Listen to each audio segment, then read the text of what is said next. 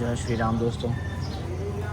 तो आइए जो है अब आपको आगे लेकर चलते हैं और चार धाम जो है अयोध्या के मंदिर में हम पहुंच चुके हैं। और यही वो जगह है जब श्री राम जी को वनवास प्राप्त हुआ था। तो आप जी इसी अयोध्या के चार धाम मंदिर में जो है आपने माथा टेका था और यहीं से जो है आपने अपनी वनवास की यात्रा जो है वो आरंभ की थी। ये देखिए, तो यहाँ पे आपको जो है वो ऋषि मुनि तप करते हुए दिखाई देंगे इसी मंदिर में। ये देखिए, राम की महिमा का उच्चारण करते हुए।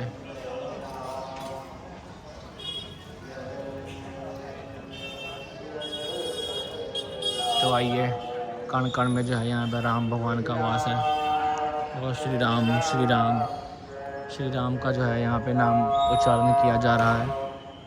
और अयोध्या के चार धाम मंदिर में जो है वो हम इस समय पहुँच चुके हैं और जगन्नाथ भगवान जी विराजमान है और सामने श्री द्वारिका भगवान जी जो है वो विराजमान है। ये देखिए,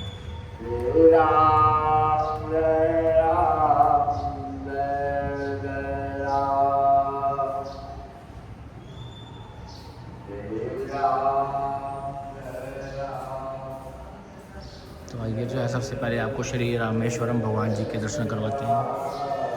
ये देखिए, श्री रामेश्वरम भगवान जी जो है वो अपने आसन पर विराजमान है और देवतागण जो है वो आपको दिखाई देंगे। यहाँ पे नंदी जी महाराज बैठे हुए हैं और साथ में जो है वो भगवान भी जो है यहाँ पे नीचे बैठे हुए हैं। ये देखिए, तो ये श्री रामेश्वरम जी हैं जिनके सिर के ऊपर देखिए कितनी सुंदर पगड़ी जो है वो सजा रखी है। तो रामेश्वरम महादेव के दर्शनों के बाद जो अगला स्थान आता है वो आता है श्री द्वारकाधीश भगवान जी का। ये देखिए, द्वारका नगरी के मालिक, गऊओं के रक्षक जो है गोपाल कृष्ण भगवान जी जो है वो यहाँ पर विराजमान है।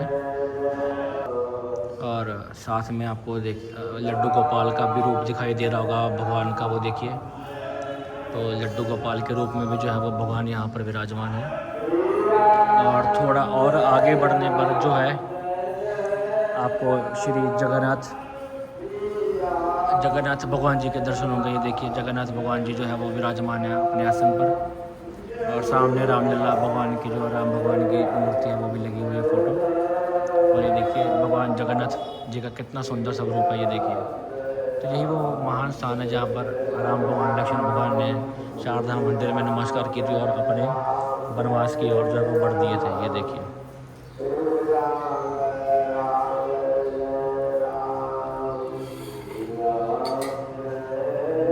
जय श्री राम।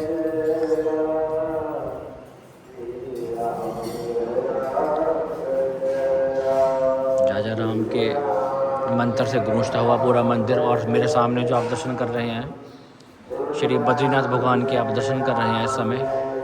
तो कोशिश करते हैं पंडित जी से बात करने की, अगर हो सके तो।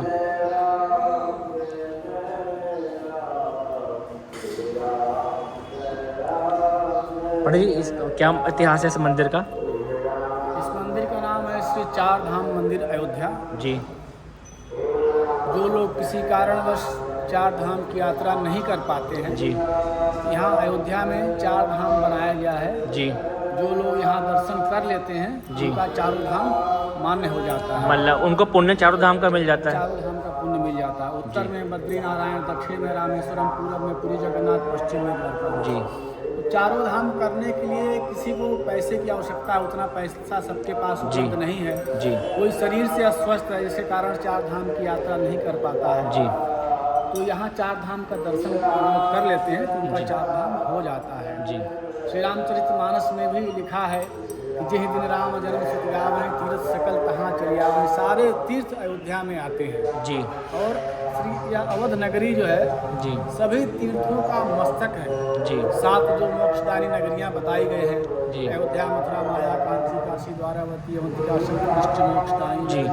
लेकिन अयोध्या पूरी मस्तक है, सबका मस्तक है। जी।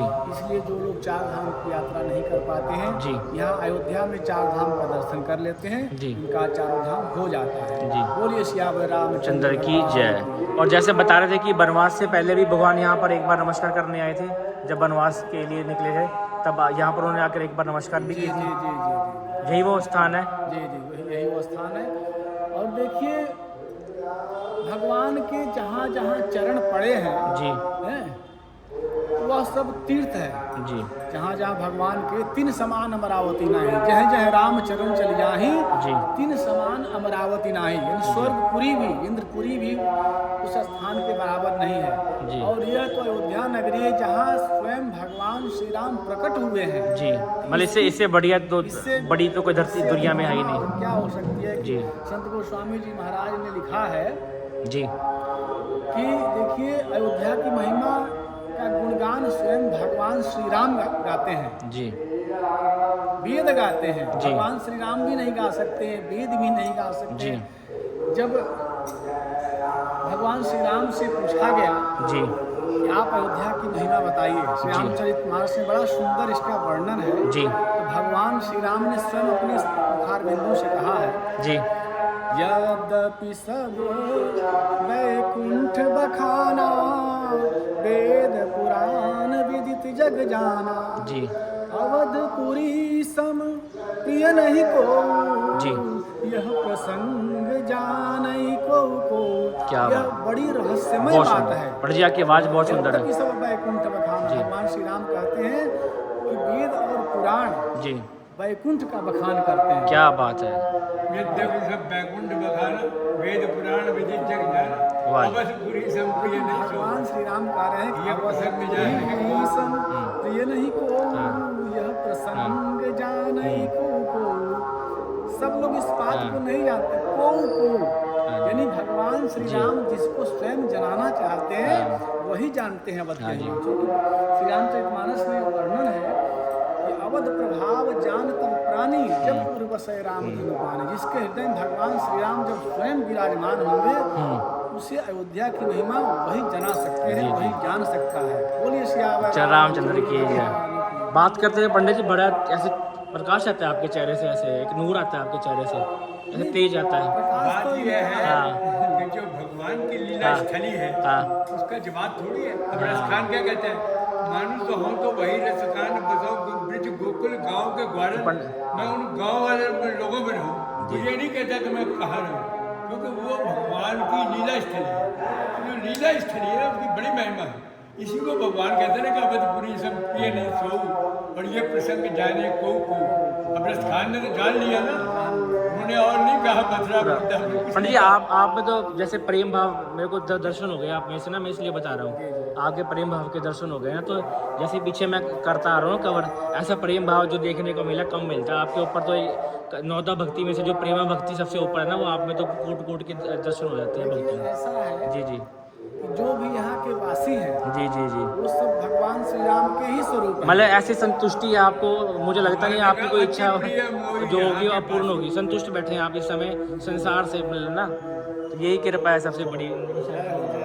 अवधपुरी भी है, अति प्रिय मोही यहाँ भी। तो ये देखिए साक्षात जो है पंडित जी से हमारी बात हुई, और एक मतलब ऐसे सुकून की अनुभूति होती है ना दोस्तों, कण कण में आपको यहाँ पे जो है वो राम का वासा दिखाई देगा। और पंडित जी ने इतने प्यार से हमें समझाया, और इतना वैराग्य है पंडित जी में, मज़ा आ गया। तो जब आप दोस्तों अयोध्या में आएँ तो इस चारधाम मंदिर में ज़रूर आएँ, क्योंकि ये मंदिर में चारधाम का पुण्य जो है वो प्राप्त होता है। और अयोध्या राम मंदिर से यह मात्र 10 मिनट की दूरी पर ही है। तो चैनल के साथ जरूर जुड़े दोस्तों, ऐसे मज़ेदार वीडियोस जो हैं वो आपको आएंगे। और बेल आइकन जो है वो आप जरूर दबाएं। धन्यवाद दोस्तों।